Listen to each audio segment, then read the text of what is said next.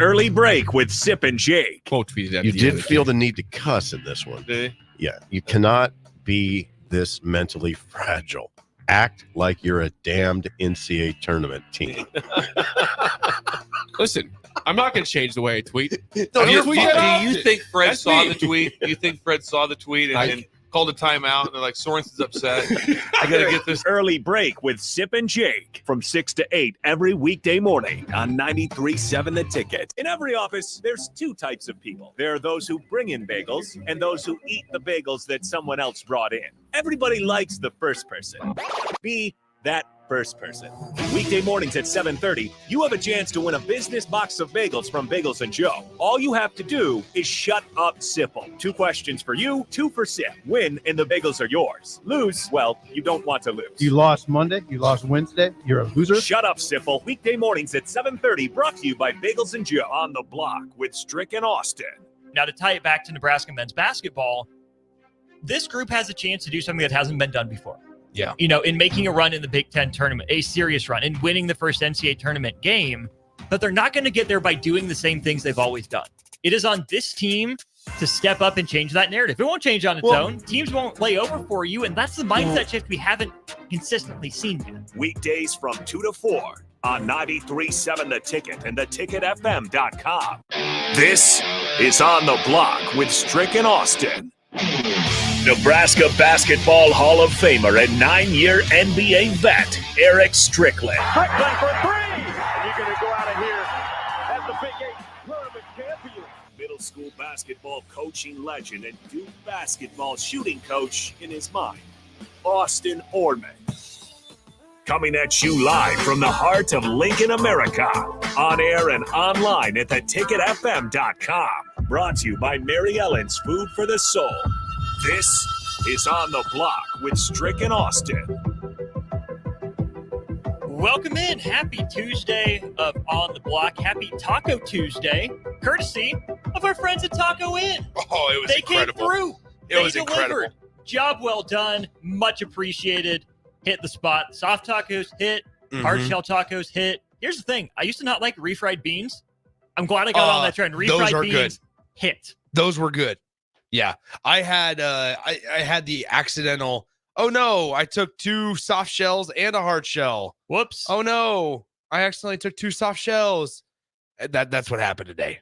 And You were not the only one to have that happen to you today. So yeah, it was incredible. Thanks to Taco Inn. Also, Trip from Computer Hardware, helped out there. So go visit both of them. They're right next door to each other.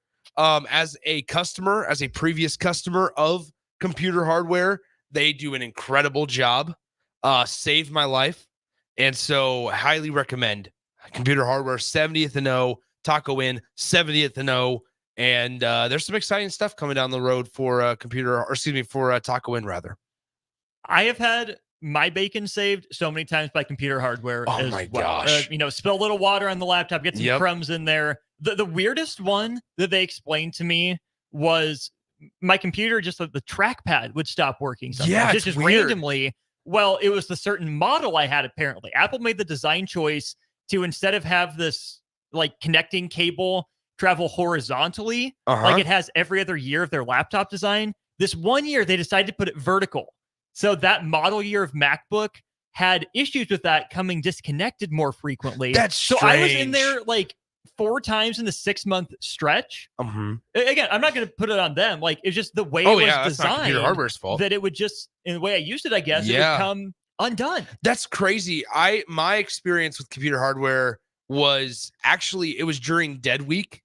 So here's the thing, and I don't know if they ever knew this. It was during Dead Week, and my computer at our old studio fell off the counter in the studio while I was on air. And so it fell, it landed, as you can see, Austin, it landed on this. Oh, yep. And so it didn't, like, my screen wasn't shattered or anything. It had a chunk out of it, and it just turned completely black. It would not turn on. So I was like, well, I got to go. I need to study. It was Dead Week. So I go to Computer Hardware. They're like, all right. They hooked me up with my Apple Care. It worked out. And it was done in like 24 hours. It was incredible. I wonder how many people here at the Ticket have had that exact same situation, because I know it's both of us in this room. Yeah. It's like that's such an empty gut feeling when your computer isn't working. Oh, I never thought that would be me. Growing up, I was like, oh, I don't need a laptop. Like my parents had the laptop, and it was like this big clunky thing. I was like, I don't need this. It's my lifeline. Mm-hmm. Most people get that sinking feeling when they like can't find their phone for a minute, and like, yeah, it's a big deal, but that's me on my laptop, man. Like, if I'm not by it, I just have to start. Like, where is it? Where I got. Well, I don't know where it's at. And it's like I can't. So many times throughout that process, while I was like that 24 hours that I was waiting, I was like, man, I need to look something up. You don't realize it's similar to your phone. You don't realize in our profession specifically how much you use it until you don't have it, and how much, like, I can't even count the number of times where it's, let's look up the 2007 Nebraska baseball roster. And we just do it without even thinking it because we're so accustomed to it. How long have you had your Mac? So I was a Microsoft Surface guy in high school. Okay. Because my uncle used to work for Microsoft. He was manager there, got some really good deals and discounts. But knowing that I was going into the Jays school, it made a lot more sense to go with the MacBook route. So I've been a MacBook guy since 2016. Is it on the same one? No, this is my second one. Okay, because this is my first that I got in, it would be 2015, 2016. So I just don't know if it's almost that time or You're not. probably good, because it was the 2015 model year that I got that had the weird vertical cable. Whoa. So I got a more recent one. I haven't had any issues with it since. Yeah. I just don't know how long it's gonna last. And I also I'm dreading the day that I have to get a new one simply for the fact of making sure everything transfers over. There is so much stuff on here that I just don't want to lose it. And it's one thing to have, like, Google Drive or OneDrive or whatever, but the desktop, man, it saves so much. It is. The desktop saves so much, and the folders that you think, oh, I don't need it anymore. Like, I've started going through like my college stuff and like, all right, I don't need this. I don't need this. I can part ways with this project that I did and all of its files. And yeah, it's been I still, actually, it's funny. Just last week, my student email got erased. Oh, man. So it's like it officially in May, it's going to be a year since I graduated, which is crazy to think about to begin with. But now it's like firmly, okay, it's over, because my student email is gone. There's no nsainert2@unl.edu anymore. They gave us number 2. I know. Everybody was number 2. No, that's not true, because I worked in the end card office. So there has to be someone with your first initial last name before you to get a 2. I was the first Orman, and I didn't have a number. There was a Nate or something, I think, but we weren't related. We weren't related because it was somebody from like the McCook area in the McCook Sainert Bakery. Anyway. That's funny. Yep. Shout out to Sainerts. Point of the opening segment. Shout out Sainerts. Shout out Taco Inn. And big shout out to Computer Hardware. Let's talk some Husker hoops, starting with the women's side. First, their postseason honors were announced today. Some pretty good Nebraska representation. You have Alexis Markowski, averaging a double-double all year, 17 double-doubles on the year. She's named to the first team. Not a unanimous selection, the 3 unanimous selections: Caitlin Clark, JC Sheldon, and Mackenzie Holmes. Makes sense. But congratulations to Alexis Markowski, the only Nebraska player on the first team. Second team, you have Jazz Shelley. Also makes sense, completely checks out there.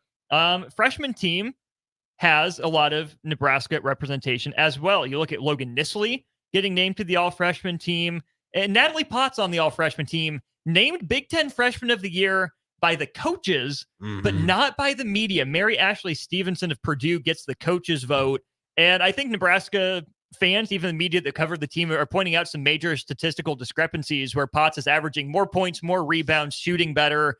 Oh, and her team has a better record. So that's maybe a little bit of a head scratcher. But all in all, a pretty good haul for Nebraska women's basketball in terms of postseason awards. It is. And specifically, Natalie Potts, 10.5 per game compared to 9.8 for Mary Ashley Stevenson. 5.5 rebounds per game compared to 5 a game for Stevenson. She's shooting 19 and 10 are the Huskers Purdue is 12-17. Like 5-13 in conference. Yes. Yeah. 5-13 in conference. You're right. Shocking.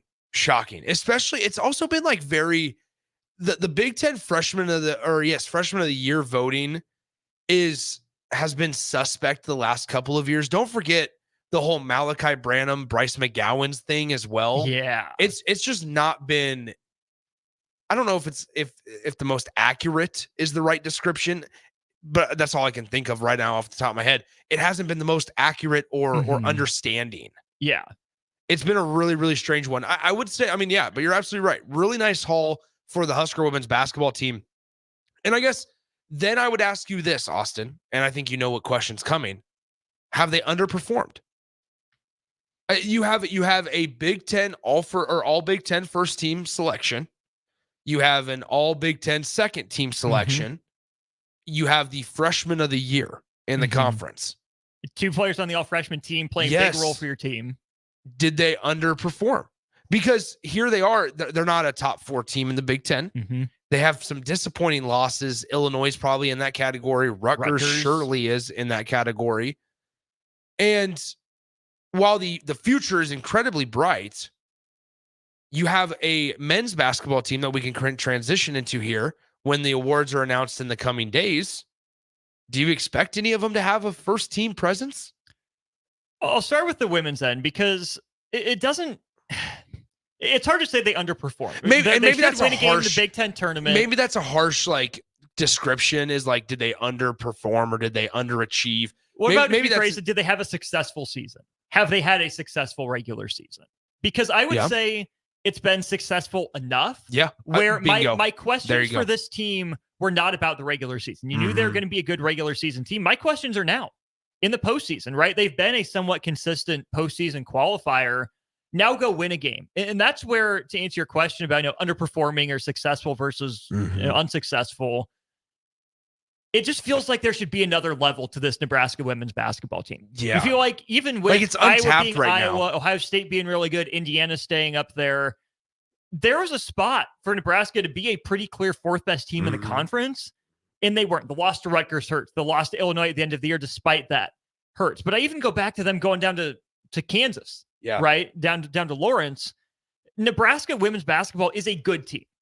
Nebraska women's basketball is not a great team. It feels like there's still a step that this program should be able to take given the talent on the roster that for whatever reason, it hasn't clicked. Is that as simple as, well, Allison Widener's out? Yeah. If she's that important to this team, oh boy. Like Allison Widener's good. I'm not saying that to slight her at all, but holy cow, if one person can take you from a 19-win team to a 23-win team, next year's team better finish top 4 with her back. Well, so I mean, let's look at this here. So this comes from Huskers.com. Nebraska's NCAA tournament teams in women's basketball. So Amy Williams has been here since 2016. And in that time, she's made 2 NCAA tournaments, 2018 and 2022. In the first year, or in 2018. So not in her first year, but the first year that they made the tournament, they lose to Arizona State. I don't remember that game. And then lost by double digits, 11, I think 11. 73-62 in Austin, Texas. Lost to Arizona State by 11 in the first round. 2022, lost to the first round of Gonzaga. Nebraska, I think in that one was actually the higher seed. I think that was the 8-9. Okay, yes, was the 8-9. Yep. And so that was the team that featured, you had, let's see, Jazz Shelley was the first year of Jazz Shelley. Allison Weiner was a freshman. Markowski. Yep. Whitney Brown was on that team. She was a freshman. Ruby Porter was a freshman. Izzy Bourne. Bella Cravens before she transferred to TCU. You had Kendall Coley, who was a freshman. Izzy Bourne. This was Sam Hybe would have been there. This was Alexis Markowski's freshman year. So when she won Big Ten Freshman of the Year, that's where, like, I will say, I will say this, like, Nebraska has been a time, or excuse me, has been a team that can play in the NCAA tournament consistently. And I understand, like, have your thoughts of Connie Yori that you want, but there was success. Yeah. And you look at, yes, exactly. It wasn't first round losses every single year when you did make it to the tournament. So, I mean, you look at 2013, Nebraska made it to the Sweet 16. 2014, they made it to the second round. 2015, they got bounced in the first round. But that was in the span of from 2010. Obviously, they were good. And that would have been like Kelsey Griffin time. In 2010, Lindsey Moore, those types of players. I think Dominique Kelly was gone by then. But you made it in 2010, 2012, 2013, 2014, 2015. And so you missed simply just 2011. And then unfortunately now it's been somewhat of a struggle to get there, right? In ever since 2016 when Amy Williams got here, you've gotten here there twice. And both of those times you've been bounced in the first round. So was this a successful enough of a regular season? I thought that was very, very productive on how you kind of labeled that and said it's successful enough. Because I'm not sitting here saying get rid of them, clean house. That's not the conversation we're having. It's that, all right, we continue to have these really successful regular seasons, and women's NIT is fine and whatever. But NCAA tournament matters, just like it would be with men's. So then we can cross over and talk about here with with men's basketball. Let's do the men's next, because I have a couple more thoughts on the women. Okay, we'll do that our next segment. Go ahead then. Gator on the text line says, what's up, gentlemen? Just tuning in. Been a busy day. Gator, appreciate you making us part of your day. Hopefully we can keep you entertained here as long as you're able to listen. He asked, did we talk about how improved the Huskers should be next year, adding Britt Prince? No, we didn't, but I'm glad you brought that up for two reasons. Number one, if Britt Prince develops into Jazz Shelley, that's a win for Nebraska. Going from Jazz Shelley to Britt Prince is a downgrade just because Jazz was a senior and Britt was a freshman. Could Britt become better than Jazz Shelley? Absolutely. We're all very excited about Britt Prince and her arrival at Nebraska. But be patient with her, right? Same conversation we're having with Dylan Raiola. Be patient with him. Same conversation I think we should have had more of with Drew Christo. Be patient with them, right? They're all good players in their own right, but specifically with Britt Prince, we got to be patient. We do have to take the emergency alert system. I'll follow up on that, and then we'll talk about the Husker men, their representation on postseason teams here as we get going with On the Block. The following is a test of the emergency alert system.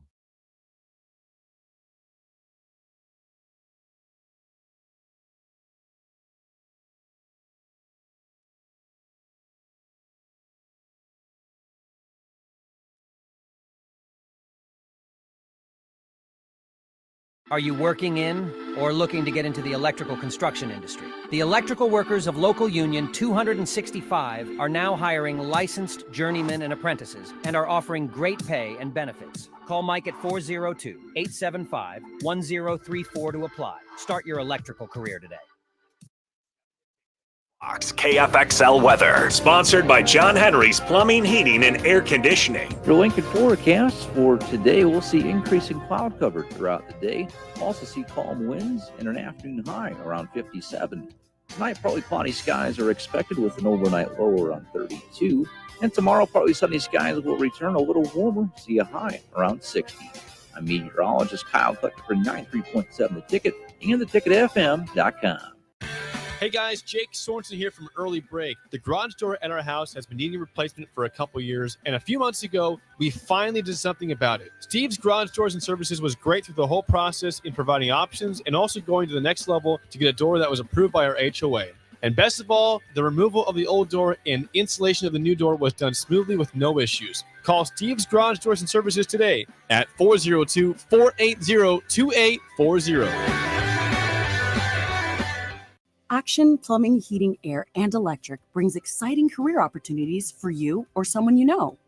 They are now hiring plumbers, electricians, and HVAC techs and installers to continually build their professional team. They offer competitive pay and full benefits packages that include health, dental, vision, PTO, and 401k options. Action has created a positive team environment for over 50 years. Apply online at actionlincoln.com.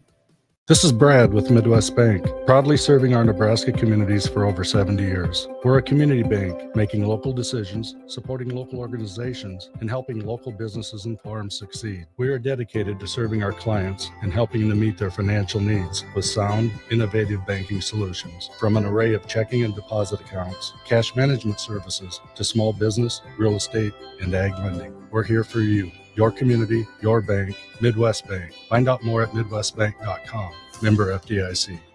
My dream was to work in commercial banking, but it required a college degree and I didn't have one.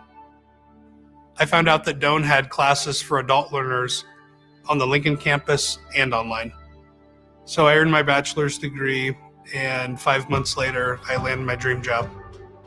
I decided to continue my education, and now I'm working on my MBA at Doane. For me, the Doane experience has been life-changing.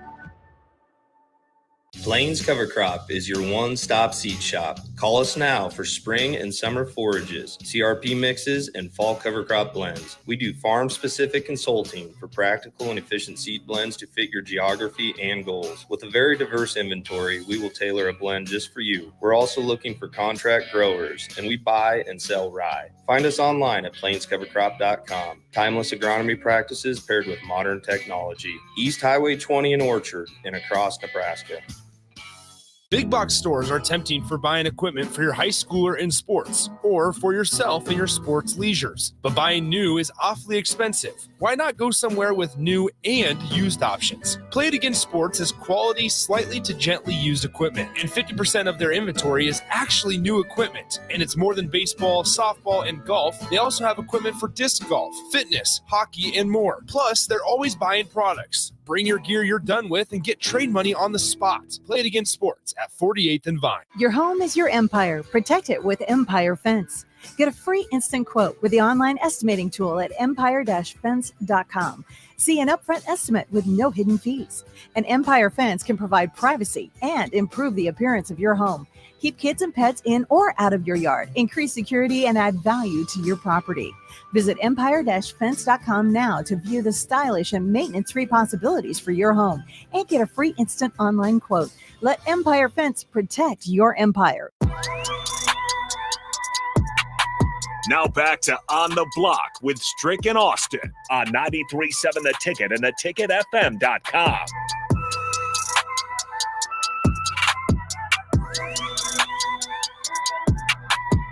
We're back talking Husker hoops here during On the Block. Austin Norman and Nick Sainer with you. Stricky will be back next week. Don't worry. Have heard from him a couple times recently. He's doing well. Can't wait to be back on the show. Continuing our Husker women's basketball chat, we'll move that into Husker men's basketball as well here this segment.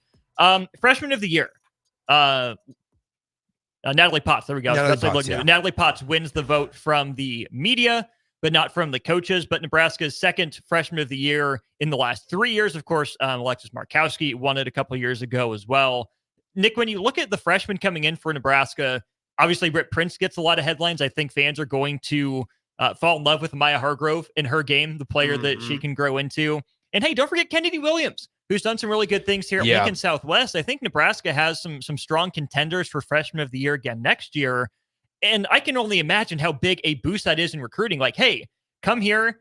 If you're good enough as a freshman, you'll see the court. There's no sitting behind an upperclassman. If you're better, you'll play, and we'll trust you with the game on the line. Look at how often Nebraska's gone to Natalie Potts. Look at them going to Logan Nisley for their first crack at the last shot on Sunday. I think that's a huge selling point for this Nebraska women's basketball program. I would agree with you. I also think that, so I was looking at just the records for Nebraska women's basketball over the last, since Amy Williams got here in 2016, right? And we got to remember what she came in as. She was just coming off of the WNIT championship that she took South Dakota to. South Dakota finished 32-6 in her final year. They were WNIT champions in 2016. So she gets to Lincoln. She goes 7-22. Then she has a really good turnaround, and Nebraska goes 21-11. So you increase your wins by 14 there. Then you backtrack and you go 14-16, 17-13, 13-13. Then you increase and go back up to 22-7, and then it's back down. 16 and 13, and now this year at 18 and 9, or excuse me, what is it now? 19 and 10. I had 19 and 10. So it's been a lot of 500, a couple of games over 500, and like I don't want to go down this spiral of like, okay, Nick, calm down, realize what you're saying. You're mad about and you're not happy about a couple of games over 500. I'm happy with Amy Williams. I think she's a very good coach. And I enjoy press conferences. I enjoy listening to her. I enjoy hearing her. I also am really excited for what she's bringing in to Nebraska basketball. There's got to be more though. Like it feels like there's so much untapped potential. That's what it feels like. And that's just, and it's there because of what Connie Yori did. But then also like the recruits you're bringing in, they're high. They're recruiting at a really, really nice clip. And they're doing so this upcoming year as well as they've ever done before under Amy Williams, obviously headlined by somebody in your own backyard. So like, I think that like I'm ready for Nebraska to kind of make a run. And maybe it's been like this Iowa death, gloom and doom feeling over this program because like you weren't able to beat Iowa and they've navigated themselves into a top 5 team in the country consistently. And Caitlin Clark is so good. So maybe that's why I've thought about this more and more over the last couple of weeks. Excuse me. But man, it just feels like when I hear and read, okay, they had an all Big Ten first team. They had an all Big Ten second team. They had 2 all Big Ten freshmen on their team. They had the National Freshman of the Year, who also in her time won 8 Big Ten Freshman of the Weeks out of 16. You had somebody that won the AP Player of the Week on your roster for the first time ever. School history. And unfortunately, I say this, understanding it, I'm taking it with a grain of salt. 9 games above 500, and more importantly, I think unable to lock up a double bye. It just feels like, unfortunately, there's so much more that they could just tap into.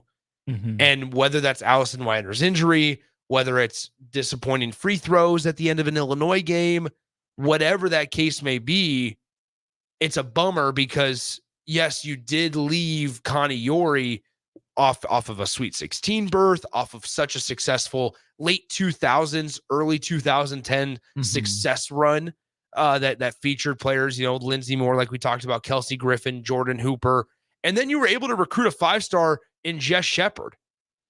And now let's hope that with Britt Prince and with the other recruits like an Amaya Hargrove, that Nebraska is going to start to get back on that track. But I think roster retention is going to be huge. We talk so much with Nebraska football about how it overshadows some of the men's programs where it's just be good enough, right? Don't be an embarrassment. Don't fall flat on your face.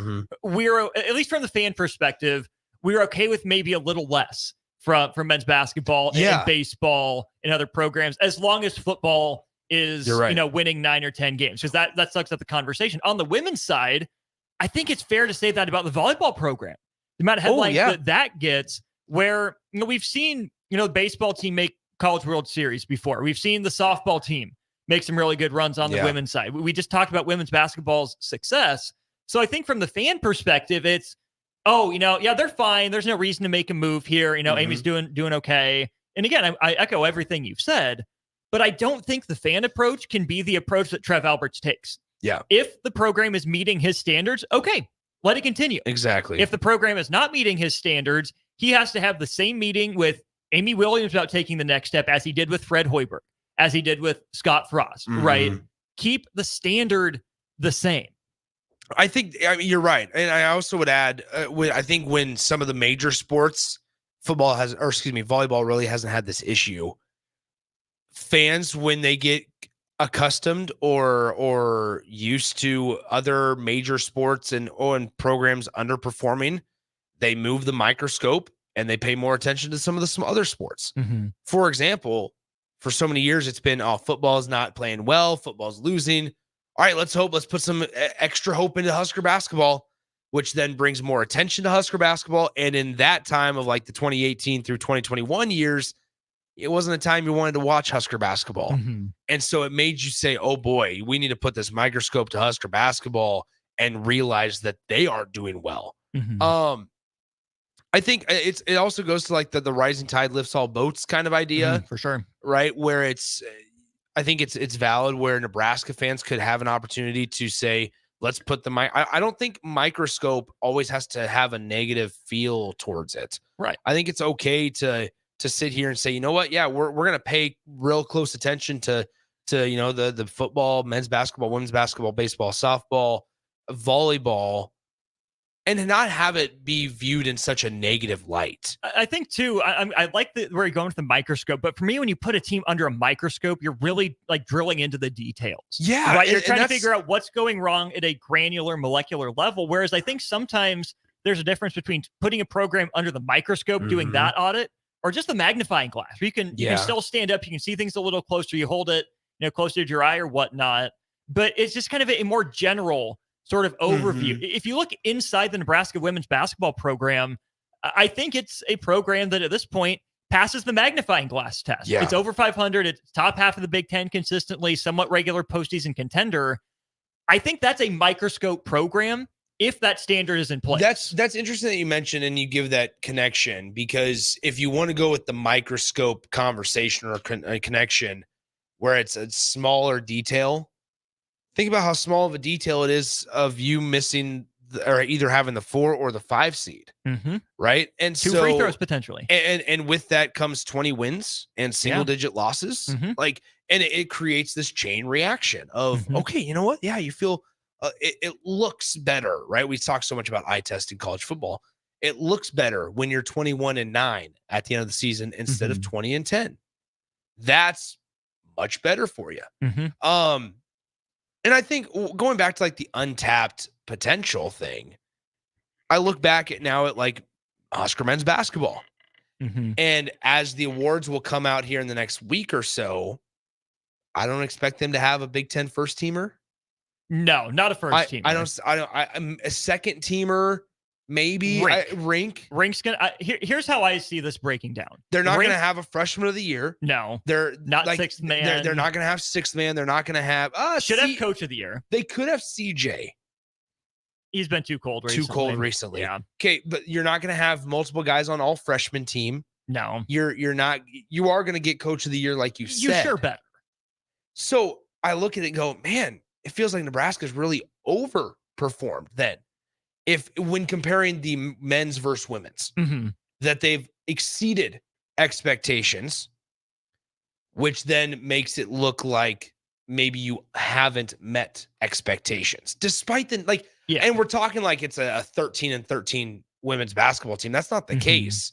It's just, man, the accolades, and I know not to get like so caught up in the accolades and the hardware, but hey, I mean, Nebraska now, so in Alexis Markowski's freshman year, they were 22-7. Yeah. I mean, that was the case. And they were going to the NCAA tournament. They're going to go to the NCAA tournament this year. But that was a team that was extremely young. Like, people forget how young that NCAA tournament team was when I think they also started out this year like 11-0. Well, and that's your point too about building. So 2, right? 4, 6, 8, 10, 12-0. They started the season 12-0 and then ended up losing 4 of their next 5. It was disappointing. But even at 13-4, that's a good record. It is. But to your point, it didn't build on that first year. Yeah, right. If you make the tournament with a young team, you expect them to win a game the next year, maybe make a Sweet 16 run the year after that. And I know it's not linear. I know players transfer out and injuries happen. But the program's just kind of felt stuck in neutral. That's what it feels like, unfortunately, because like you go from 22-7 with, once again, the Big Ten freshman of the year, and you follow that up with a disappointing 16-13, and you miss the big dance. We're never really close. I go back to that 2021-2022 roster. Jess Shelley's a sophomore. Allison Weiner, yes, the injuries, right? Sam Hybe, yes, the injuries. Ruby Porter was a freshman. Kendall Moriarty was a freshman. Annika Stewart was a freshman. Kendall Coley was a freshman. Izzy Bourne was a sophomore too. Yeah, Izzy Bourne was a sophomore. And then we all know that Alexis Markowski won the Big Ten Freshman of the Year. Now, obviously, there were other things that maybe have happened in the last couple of years that we can refrain from. But we're going to keep this conversation solely regarding the basketball, the stuff on the floor, because I think that's okay to do, and I think that's you can still, I don't want to say criticize, but you can still assess the program for what you see on the floor, and you don't have to have a piggyback of single-digit loss type of year. But in what would have been, let's see, that would have been Amy's second, fourth, fifth, sixth year. You make the NCAA tournament and you say, okay, start this little run. Start a little run.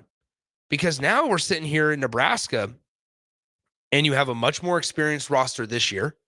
You have a lot of fresh recruits coming in that have high ceilings, but also might drop out of the floor. And so you don't want that. You got to figure out how to develop those players. Yep. And I think that's what maybe was missed on back in 2021, 2022.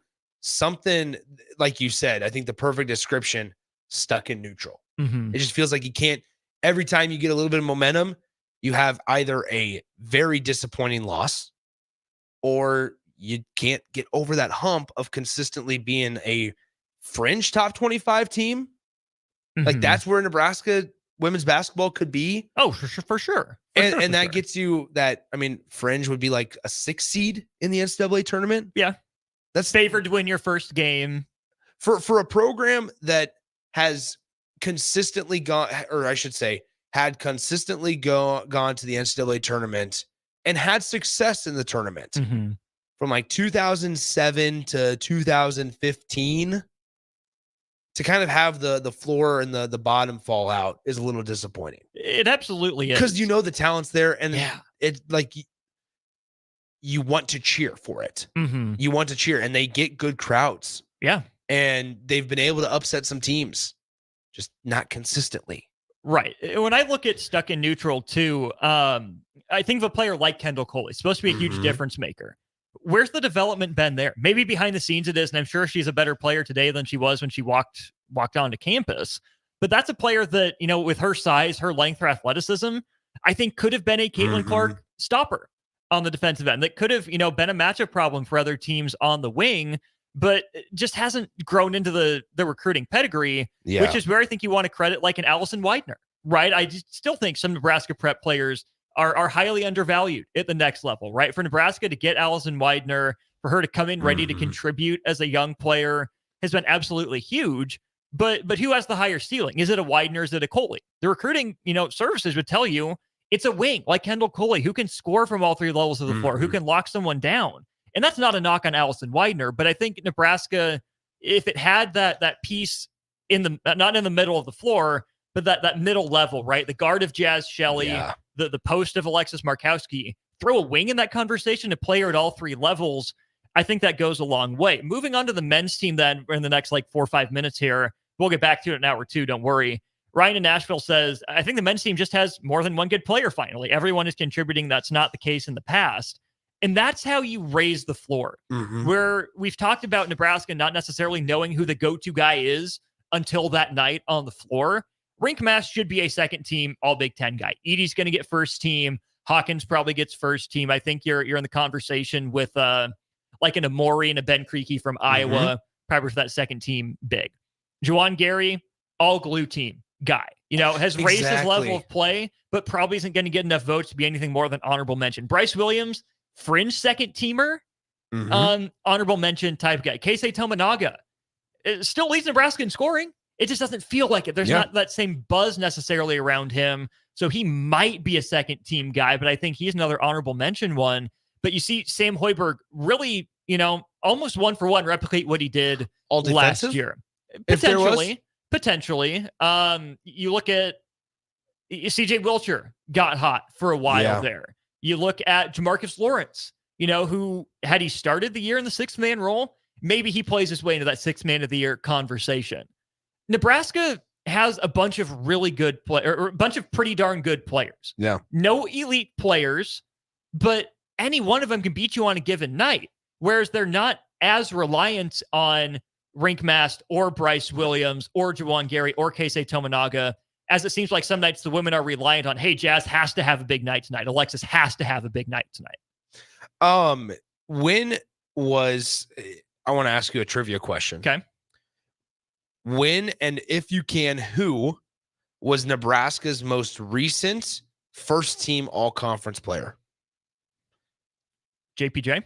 James Palmer Jr. 2018? 2018 by just the coaches. By just the coaches. The last time it was for all Big Ten first team by coaches and media, Duran Petaway in 2014. Yep. And those are probably the only two.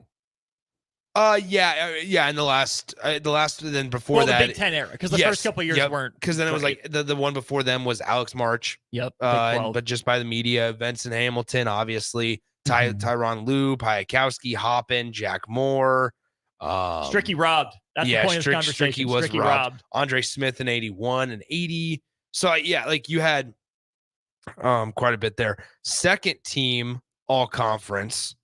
Derek Walker got second team last year. But then before that, it was James Palmer Jr. Then 16-17, right? 16-17, you had 16, you had Siobhan. Ty Webster in 17. Oh, I forgot Ty played his way up there. But then that's another guy that I thought had another level of from like 2009 to 2016, not a single guy. Barren. Desert. Yeah. So that's where it's like, but then we can have this conversation about how Bryce McGowan's, by the way, was just a third team. Yeah. Then it was James Palmer Jr. in 19, Ty Webster in 17, a couple more names there more recently. It speaks, I think, to the way they're recruiting. And we've had this conversation so often about roster construction. Yeah. I think it speaks to the roster construction because you look at the construction of their rosters that they had back in 2020, for example. And like, I don't know if even a Delano, what he does for this team to make it better. Like, I don't know. Lat Mayen, same way, right? It's like, you can't plug a couple of these guys and say, yeah, they're going to make this team better because their skill set and how they played the game wouldn't necessarily gel with this team. Lat Mayen would. If you could combine Lat Mayen and Juwan Gary, you would have an all Big Ten caliber player. Really? High on Lat Mayen? Well, no. Just mean, think about how Lat Mayen was talking about, like hitting like 83 3-pointers, in that drill, the highest score Fred's ever seen. Long, lanky, decent rebounder. Turned into a defensive guy by the end of his career just because his shot completely abandoned him at Nebraska.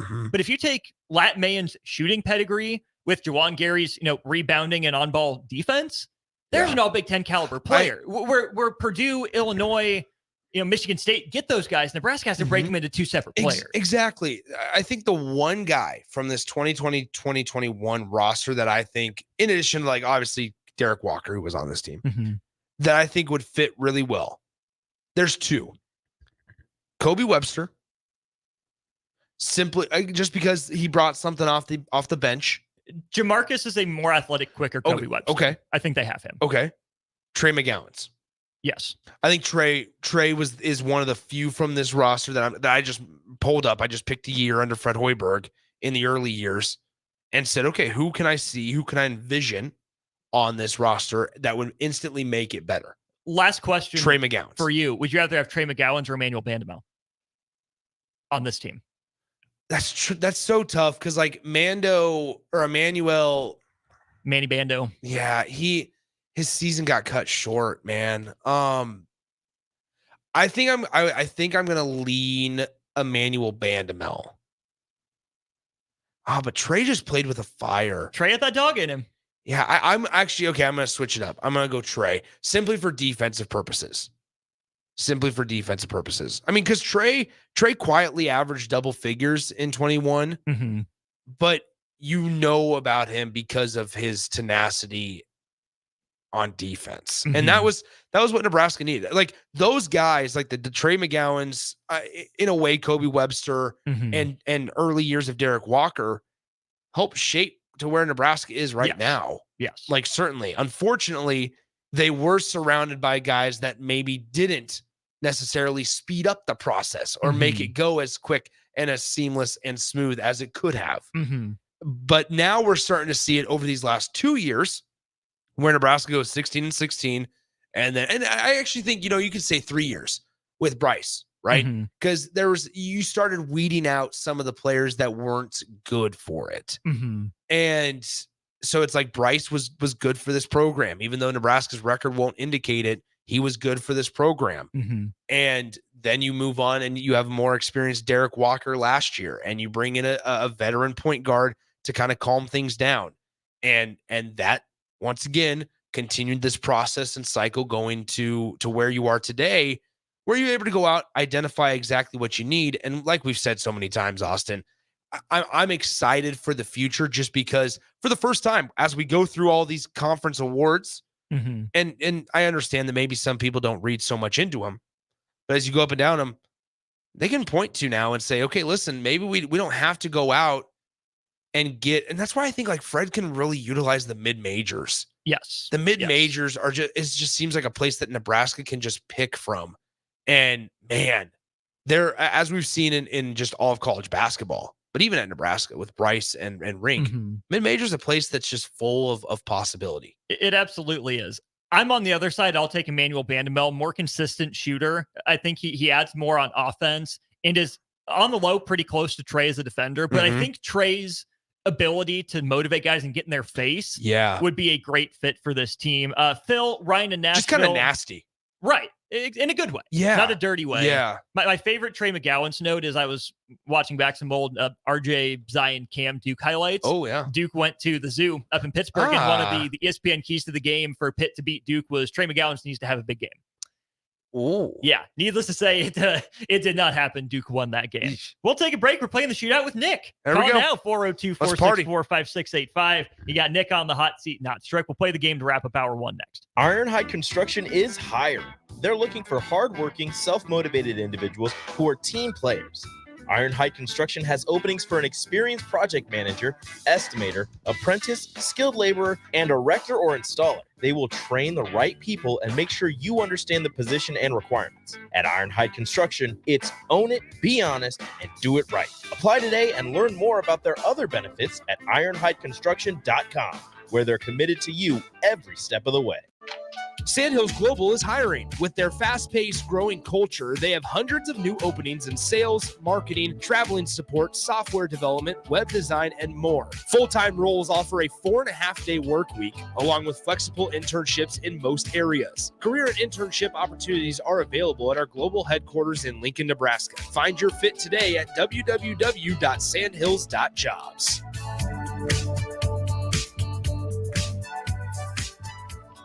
My dream was to work in commercial banking, but it required a college degree and I didn't have one. I found out that Doane had classes for adult learners on the Lincoln campus and online.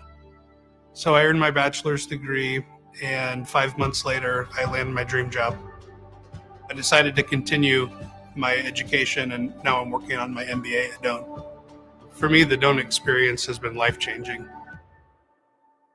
If you're in Seward or Milford, listen up. Select Plumbing is now servicing your area with no trip charges from Lincoln. Select Plumbing works on a variety of issues for your home and business, including general plumbing, water heaters, faucet and fixture repair, underground sewer and water repairs, backflow testing, and more. Keep your property free from leaks and other issues. Call today for a free estimate, 402-560-6197. It's not just Lincoln, Waverly, and the surrounding area anymore. It's also Seward and Milford with no trip charges. Contact Select Plumbing to inquire at 402-560-6197. Your home is your empire. Protect it with Empire Fence. Get a free instant quote with the online estimating tool at empire-fence.com. See an upfront estimate with no hidden fees. An Empire Fence can provide privacy and improve the appearance of your home. Keep kids and pets in or out of your yard. Increase security and add value to your property. Visit empire-fence.com now to view the stylish and maintenance-free possibilities for your home and get a free instant online quote. Let Empire Fence protect your empire. Wall-to-Wall Wine and Spirits is now open in Lincoln. Shop our expansive collection of wine, beers, spirits, and cigars at 5040 North 27th Street. From top shelf liquor to crowd favorite beer, Wall to Wall Wine and Spirits has a beverage for every taste and every budget. Plus, join our loyalty program to earn rewards and save on future purchases. Shop Wall to Wall Wine and Spirits at 5040 North 27th Street in Lincoln. That's 5040 North 27th Street. Spring is here. It's time to get back outside and into proper shoes this year. Brown Shoe Fit is the place to buy this spring with their sale on athletic shoes. Get $15 off any regular price athletic shoes with respected brands like Hoka, Brooks, New Balance, and On Running. And don't forget, Browns carries a large arrangement of sizes and widths to fit your feet properly. Start your spring off right at Brown Shoe Fit, just south of 66th and Q in Lincoln. Spring often marks the beginning of severe weather, which can lead to power outages. LES wants you to be prepared before the storm.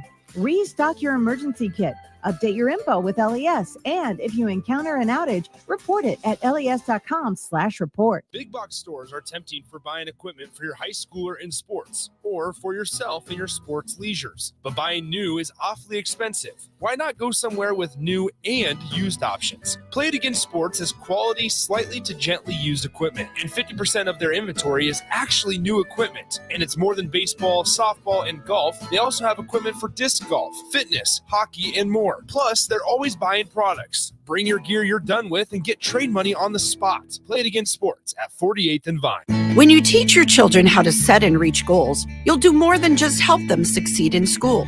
I'm Jenny Benson, president of the Nebraska State Education Association. Motivation and goal setting build confidence, and it's still a drive that will benefit children their entire lives. It will also help them become more positive thinkers. Working together, parents and teachers are a powerful team for student success. Sponsored by the Nebraska State Education Association, aired by the Nebraska Broadcasters Association and this station. It's time to play Shootout with Strick. Call now, 464-5685, to take your shot against Eric Strickland. Shootout with Strick. Brought to you by Buffalo Wings and Rings. Time to play the game!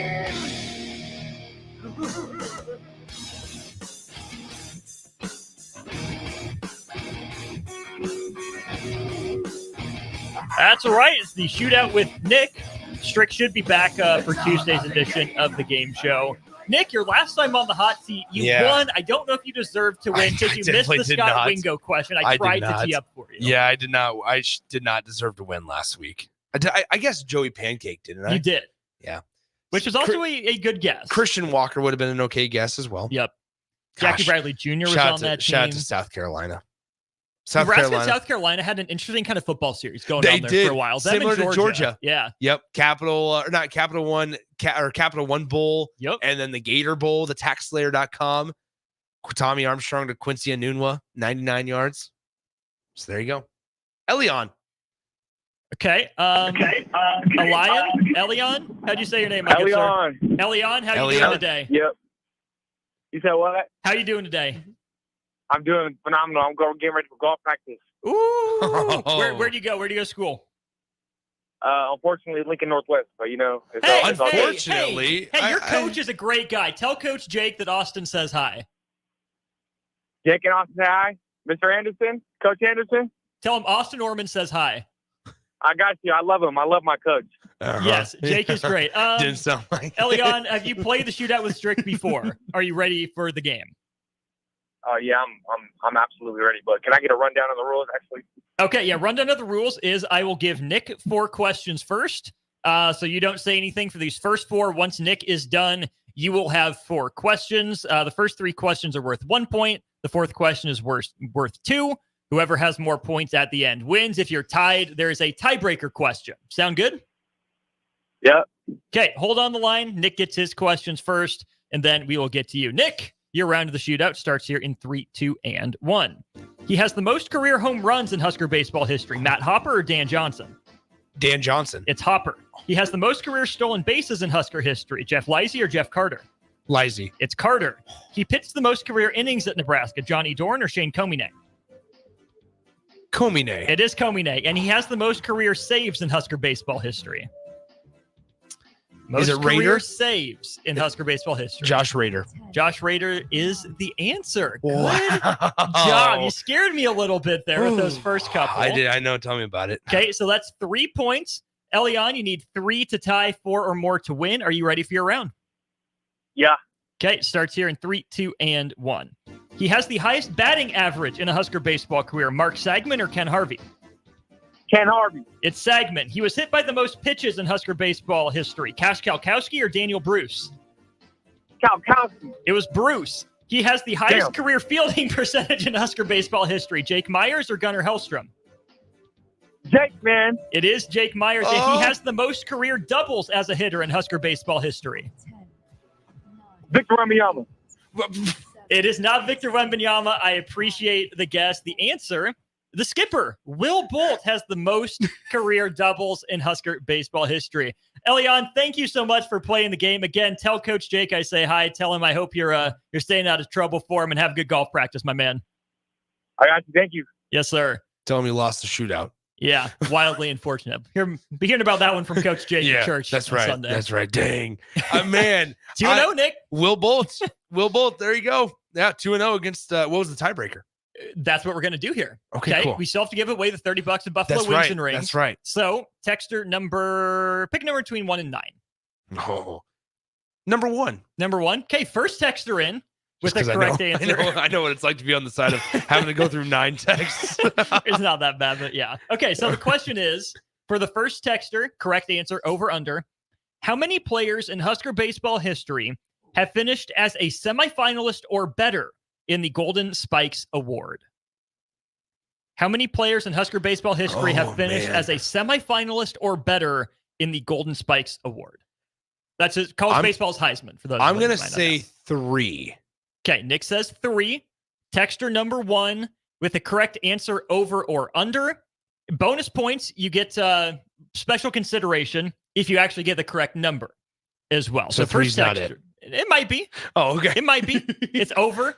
It's under. Or you can say push as well. Push. You know, if Nick nailed it right on, we'll give you the answer and continue talking some Husker men's basketball when we get back to hour 2 of On the Block. Are you working in or looking to get into the electrical construction industry? The electrical workers of local union 265 are now hiring licensed journeymen and apprentices and are offering great pay and benefits. Call Mike at 402-875-1034 to apply. Start your electrical career today.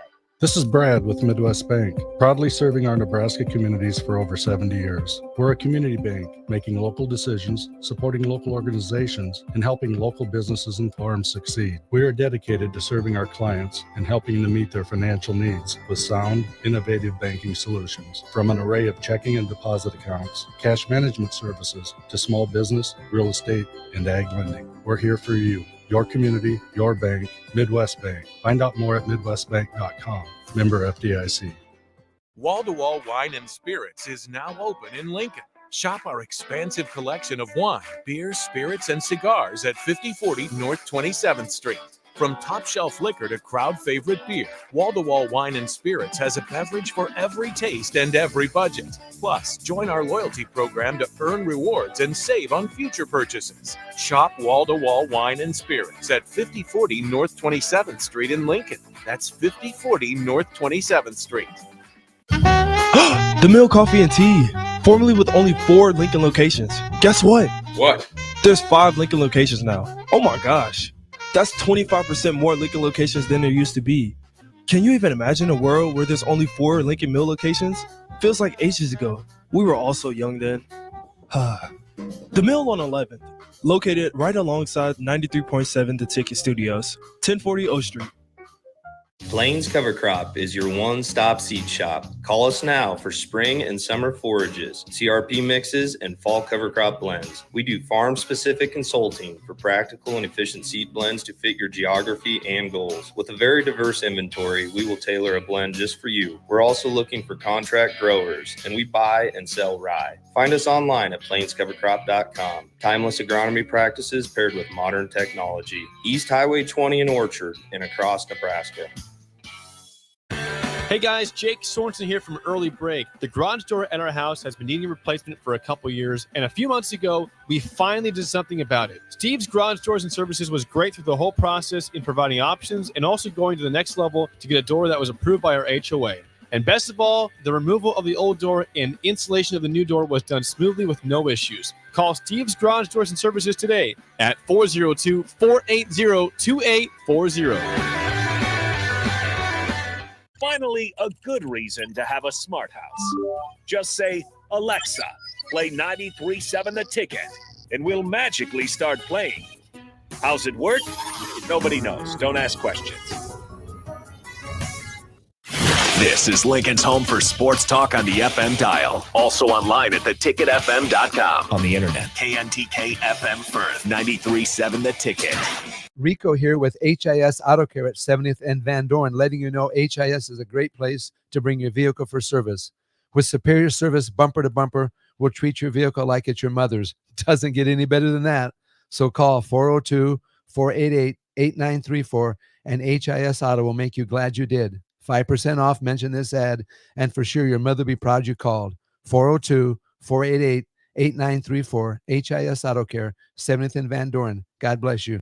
Houses? They're expensive. And once you buy one, you're kind of stuck with it for a while. You need to make sure you get your best house for the best price. You need Ben Bleicher and his team of pros at Professional Realty Group. They'll take the time to figure out what's important for you in your dream home, and they have the expertise to find the hidden issues that could surprise you after the sale. That's professional knowledge, proactive service. We call that potential. Ben Bleicher and the team at Professional Realty Group of Berkshire Hathaway's home service ambassador. Find more online at prg-ne.com. This is On the Block with Strick and Austin. Nebraska Basketball Hall of Famer and 9-year NBA vet, Eric Strickland. Strickland for three. And you're going to go out of here as the Big 8 tournament champion. Middle school basketball coaching legend and Duke basketball shooting coach in his mind, Austin Orman. Coming at you live from the heart of Lincoln, America. On air and online at theticketfm.com. Brought to you by Mary Ellen's Food for the Soul. This is On the Block with Strick and Austin.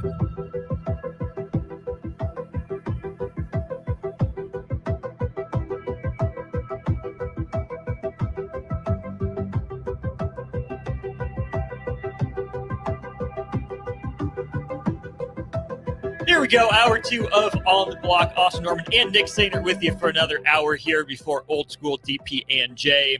We do have the answer to the trivia question. How many players in Husker baseball history have been a semifinalist or better for the Golden Spikes Award? Nick, remind the people of your answer.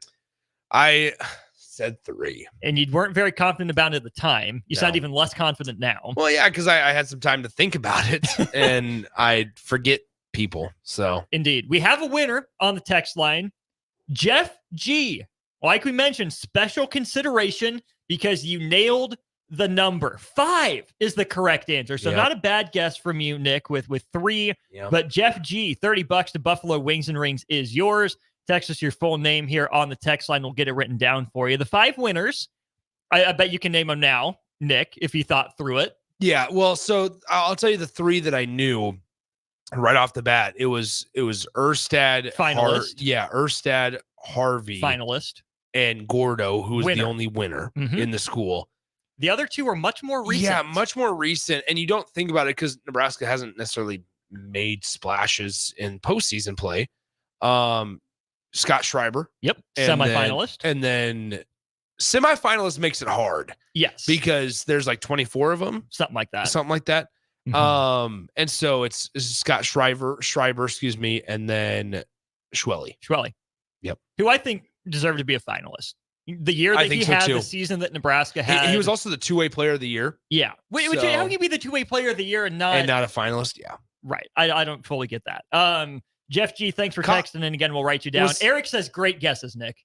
Thank you. Was that the Kevin Kopps year when Schwelly made it? It was. Gotcha. Yep. Kevin Kopps. Because Kopps won Golden Spikes, right? If he did over Schwellenbach, that ain't right. Hold on. Also, are you seeing... That would be 2018, right? Yes. We, at some point, I don't know if today is the time or place for it, We need to have a conversation about what Hagen Smith is doing. It was Andrew Vaughn. From Cal. From Cal. Okay, hold on. We got to have some fun here. Okay, let's do this. Golden Spikes Award winners. Brendan McKay got it somewhere in there. Didn't he? 2017. Yep. Okay. Yep. How can you do? I mean, let's just start last year. Who won last year? Was it Skeens? It was not Cruz. Cruz, yeah, I knew it was one of those two. Dylan Cruz. He was the SEC Player of the Year for the second straight year. 2022. I'll give you the. It was Big 12.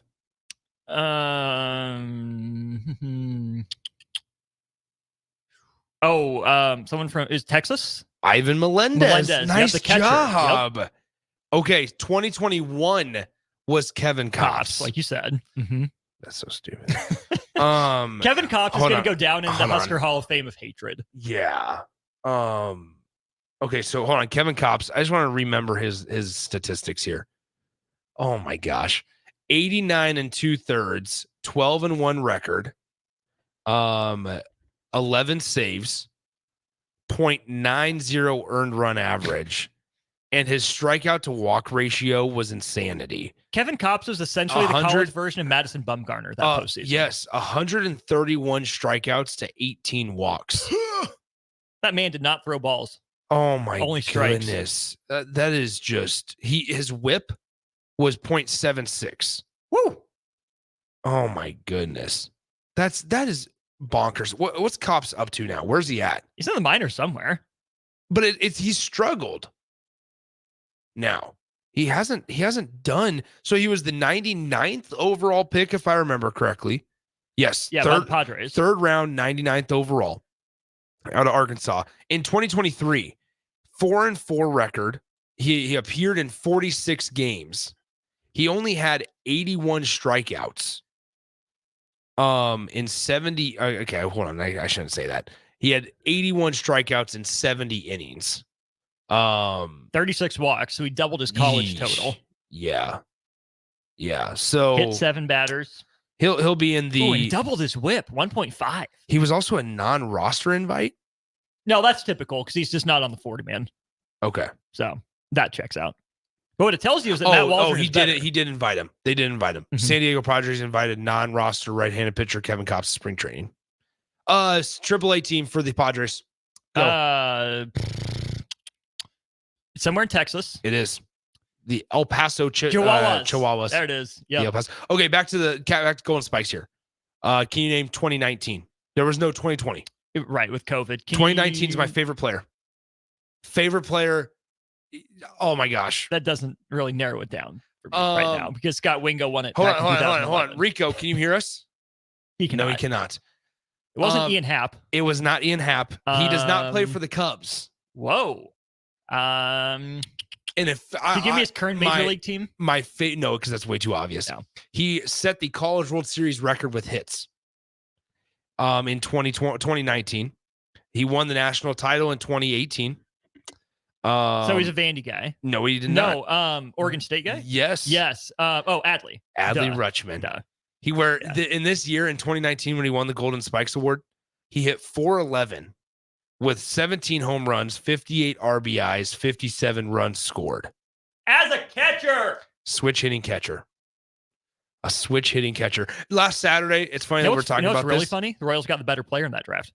That's crazy. Since we're talking Adley Rutschman in the College World Series, Saturday night, I spent my time reliving all of 17 of his hits. There's a YouTube video, and you can go watch it, where it's all 17 of Adley Rutschman's hits in College World Series. And with that, then I watched it. It was 2018, I believe, where they beat Arkansas. The drop. And they dropped. Yeah. There's a video out there on YouTube as well of the entire 9th inning of that game 1 or game 2. Game 2. Because Arkansas was an out away. Yes, they were an out away. They just had to catch it. And Dave Van Horn's reaction was he kept cool, calm, and collected up until he dropped it or they let the ball hit the dirt in foul territory in the Bermuda Triangle of what they call it, of the baseball field. And he kind of like jumped up and he was not happy. No. And then it was kind of like, all right, well, Adley Rutschman saved the day. Nick Madrigal was on that team. Yep. Stephen Kwan. I forgot that in that 9th inning. So it was basically they were down, or excuse me, they tied it up after they dropped it, right? It was like the next pitch or 2 pitches later on a base hit.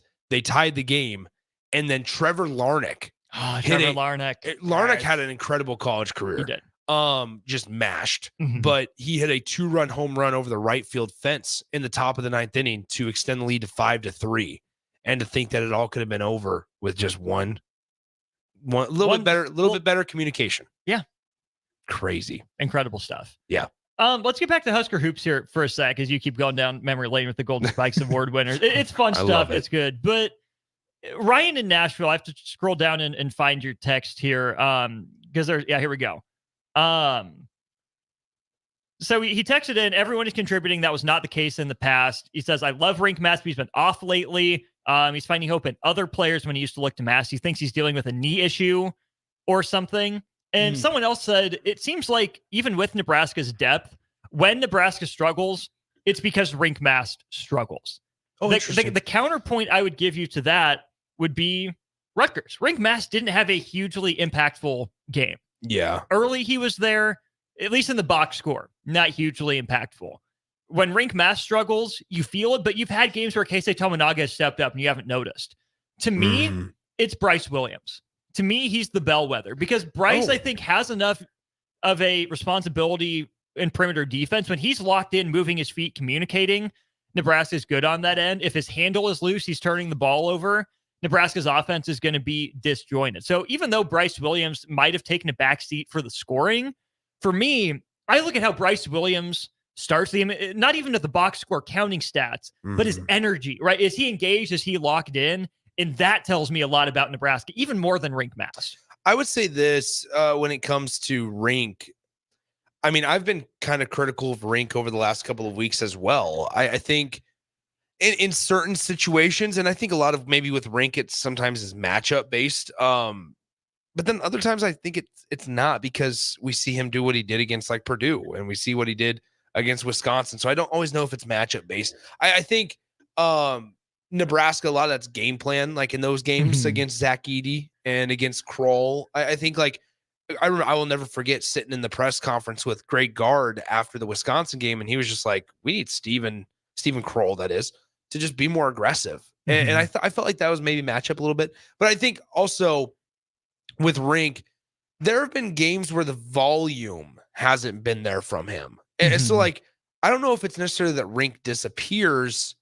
I think it's just that he doesn't shoot as much. And like, he's one of those guys now that has become a little more willing to shoot the 3 ball. We've seen him take some more attempts over the last couple of games. He's also made some of them. He made some big shots against Rutgers. The one against Rutgers after Jawan's was huge. Yeah, absolutely. And so we're starting to see kind of like Rink, I think, figure out still what he should be for Nebraska. But one thing I will say is that in a game where Rink disappeared, quotes to say, Nebraska won by 15 on the road. Indiana. That was one that's extremely recent, right? Where Rink finishes the day with 2 points, 4 rebounds, and 3 assists. And you say, okay, well then Josiah Alec must have played big. Josiah was fine, serviceable, 7, 6, and 4. 7.6 rebounds and 4 assists, that is. I would agree with you there, Austin, about Bryce, because you look at Bryce in that game against Indiana, 18, 6, and 2. Jamarcus off the bench was big. Jamarcus off the bench, but I will never forget the Bryce Williams just pull up Jay from the right side from kind of the extended elbow area, where it was like on the right side. Indiana just cut it to 3. And most of the time, and I think even if you were to ask Fred, like, that's probably not the shot that you would want in that situation. But Bryce stepped up and hit it. And whether it's Bryce or whether it's Jawan or Jamarcus, I think Nebraska has multiple outlets. And that goes back to like our point of like, there's not this guy has to be the one to get the ball. I would sit here like, and I would ask listeners, as we know Nebraska basketball now, and through this narrative and conversation of like, okay, Rink Mast sometimes disappears. Sometimes he's just not as active offensively, maybe as we would like, or we're accustomed to seeing from previous games. Understanding also Jawan can have one game that He goes, career high 4 3-pointers made, but then follow that up with 0 for 7 from the 3-point line. Understanding everything we know now, if Nebraska needs a bucket, who are you going to? Is it Keisei? And so we might have initial panic because there's not a clear-cut answer, but instead of having panic, have encouragement that the other team also doesn't know who Nebraska is going to need to go to or who Nebraska is going to go to. I'm glad you bring Keisei up in that conversation specifically, because you and I had a conversation I want to bring to air. Yeah. What are the odds that Keisei goes full on Kemba? Like Nebraska, I think it doesn't need anyone to go full Kemba mode. But your point, and I'll let you expound on it, was that Keisei's fun. Yeah. The NCAA tournament needs Keisei Tominaga in it. And if there's anyone on Nebraska's team that's going to propel them, guards win in March. Keisei Tominaga has some of that Jimmer quality to him. From BYU, he can pull it from anywhere. He can handle. He can dish. Nebraska's making the NCAA tournament. Like, there's no way they're not in it at this point. Obviously, it depends on matchup. But sometimes, Nick, Keisei Tominaga transcends matchup, and he's the type of guy that could not just ignite a fan base, but could be the talk of March and leave a lasting impression. Like this, Keisei has the guy from, oh my gosh, the dude that got signed to the Buffalo Wild Wings deal, entered the portal, went to Bryant. Dougie, it was Dougie, not Dougie Fresh. Yeah. Who's the guy with the mustache? Yeah, the St. Peter's guy. St. Peter's. It's the guard from St. Peter's. Like, Keisei has that ability. This Doug Eddard. Eddard. Yep. Doug Eddard. Like, that's what Keisei could be this offseason. This NCAA tournament. Now, I also, once again, looking at like what Keisei has done, is that he could go, 5 for 7 from 3, or he could also go 0 for 6 from 3, or 1 for 6. And at some point, like, that's where I think there's still this fine line for Nebraska basketball to understand when to stop shooting. Like, and this, when do they want you to take this shot? It goes, it's easy to look at like Ohio State. And sorry, I keep moving on. You have to keep moving the camera. Ohio State's an easy one to kind of look at and point the finger at Juwan. Because it's like, okay, yeah, you had it. Nobody's discrediting you for your performance against Minnesota the game before.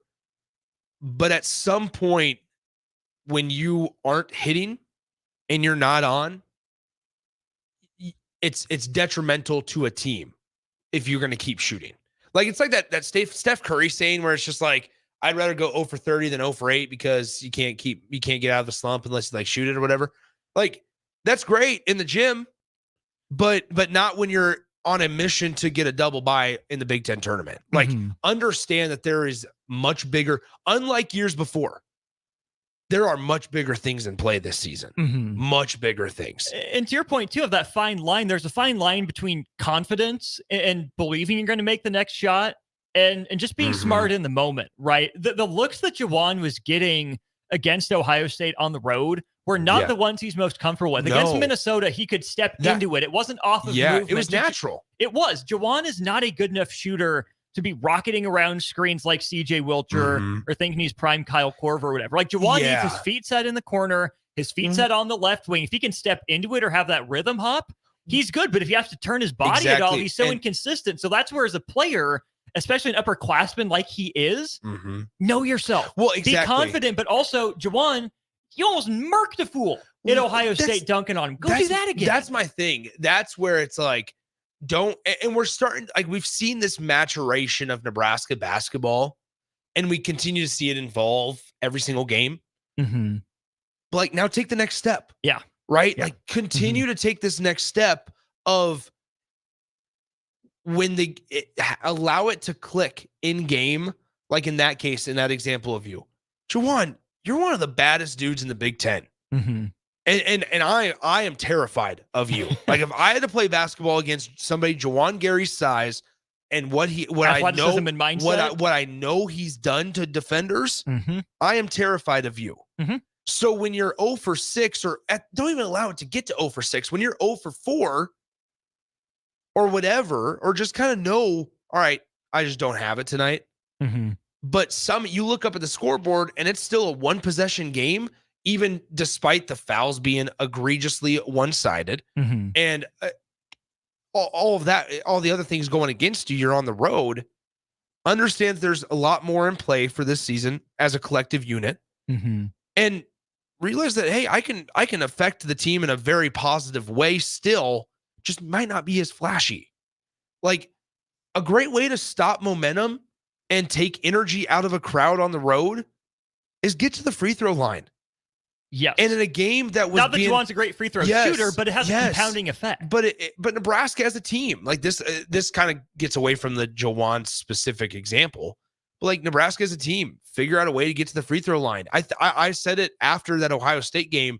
It wasn't the fouls that lost Nebraska the game. It was the shot selection from 3 of your most notable guys in Bryce, Keisei, and Juwan. It was the shot selection down the stretch. Well, Bryce and Keisei didn't make a field goal in the second half. Juwan went 2 of 7. And get to the line. Like that's the way to take momentum out. And plus this year, you're a good free throw shooting team. Yeah. Use it to your advantage. And so, especially in a game like that where it was being called the way it was, you are playing right into the hands and playing to have a one-sided foul game when you're just going to pull up and kind of do some of the things that they were doing that day. So I think like there's still this fine line, and we're still waiting for like this full maturation of seeing it click in game. All right, the jumper's not working today. I need to go at the rack. Yeah. Or okay, and we've seen it sometimes with Keisei. Sometimes we don't see it where he then turns to the cuts. Right. We see go into a dribble handoff with someone. Figure out a way, because there are multiple people on this roster that can beat a defender, and understand that you can still involve the game on the defensive end, rebounding, right? And that's where I will say sometimes with Bryce, there's a disconnect, that if the offensive game's not clicking, his defense sometimes lacks and is a little slower. And that's where we see Sam come in and pick it up. Make up for it. Yeah, that's where we see sometimes Sam come in and pick it up. Absolutely. We'll take a break here. When we get back, I'm going to walk you through the conference tournament scene. Not the Big 10, Big 12, SEC, whatever. We know you're going to watch those.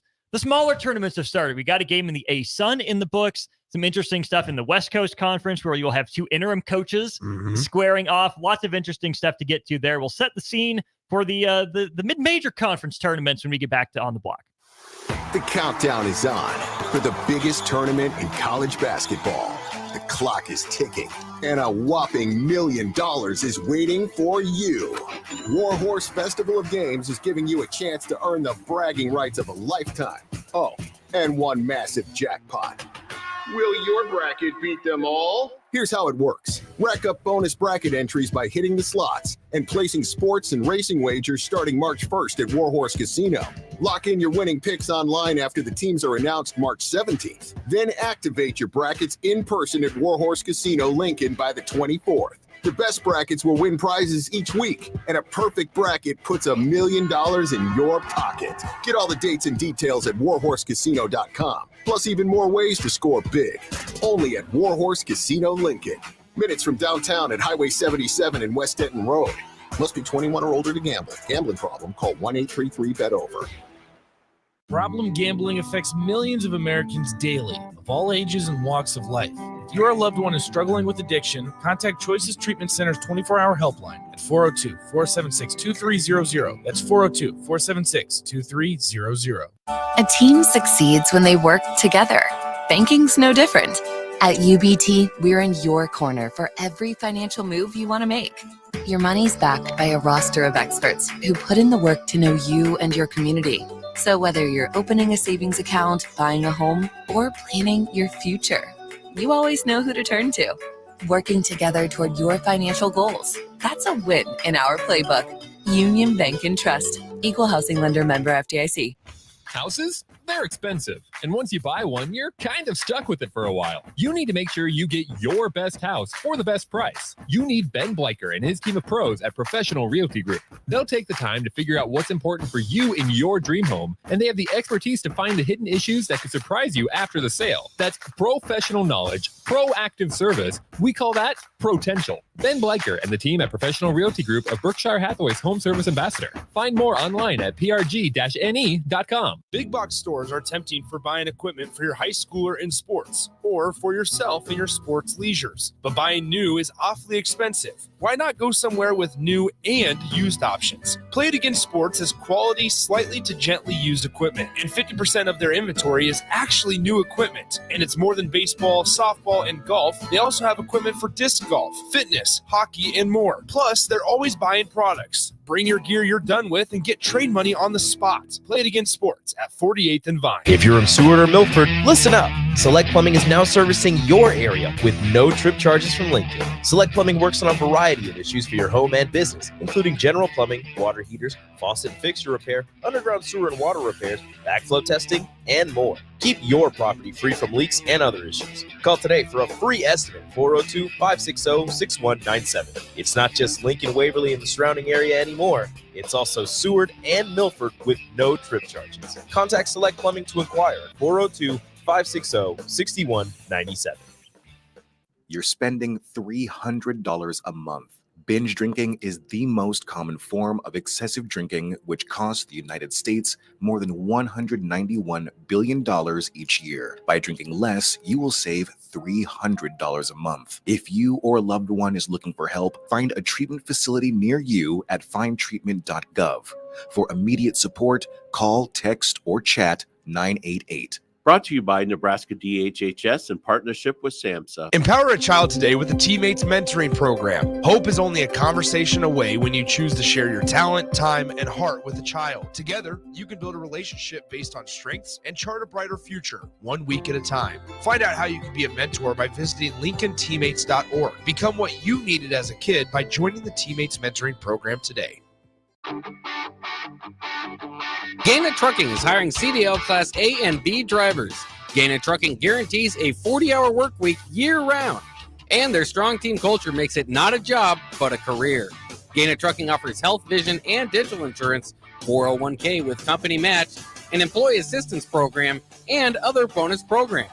Build a better career today with great team culture at Gaina Trucking. Learn more and apply today at GainaTrucking.com. At Allo, we believe in the exceptional. From extraordinary whole home coverage to super fast speeds, our local teams are always on hand to make sure your service is running at top performance. Let go of lag, banish buffering, and enjoy outstanding service throughout your entire home. We believe in delivering nothing less than exceptional service, so that's exactly what we do. Visit us at allofiber.com to experience the exceptional. 93.7 The Ticket is proud to provide listeners with daily opportunities to win contests and prizes on our airwaves, and would like to take this opportunity to remind you of a couple rules. All participants must be 21 or older and must wait 30 days after winning a prize before participating in another contest. Once you win, you have 30 days to pick up your prize at the K&TK Studios, 1040 O Street in Lincoln, or your prize will be forfeit. Thank you for participating in our contest, and thank you for listening to 93.7 The Ticket. Empower a child today with the Teammates Mentoring Program. Hope is only a conversation away when you choose to share your talent, time, and heart with a child. Together, you can build a relationship based on strengths and chart a brighter future, 1 week at a time. Find out how you can be a mentor by visiting LincolnTeammates.org. Become what you needed as a kid by joining the Teammates Mentoring Program today. Now back to On the Block with Strick and Austin on 93.7 The Ticket and theticketfm.com.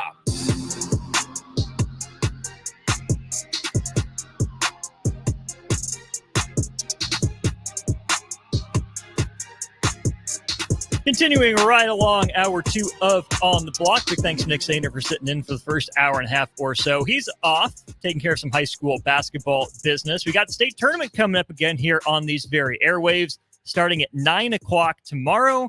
Wall-to-wall coverage of the state basketball tournament, the boys edition this time, right here on 93.7 The Ticket, ticketfm.com. We will still have the filler in between But pretty much after early break, it's boys state basketball covered from Pinnacle Bank Arena. Big thanks to all the sponsors. Union Bank, I know, is very heavily involved in our presentation of high school sports here on the ticket. Definitely looking forward to Nick and Jay, Josh getting back out there calling all the action. So definitely make sure you stay tuned for that.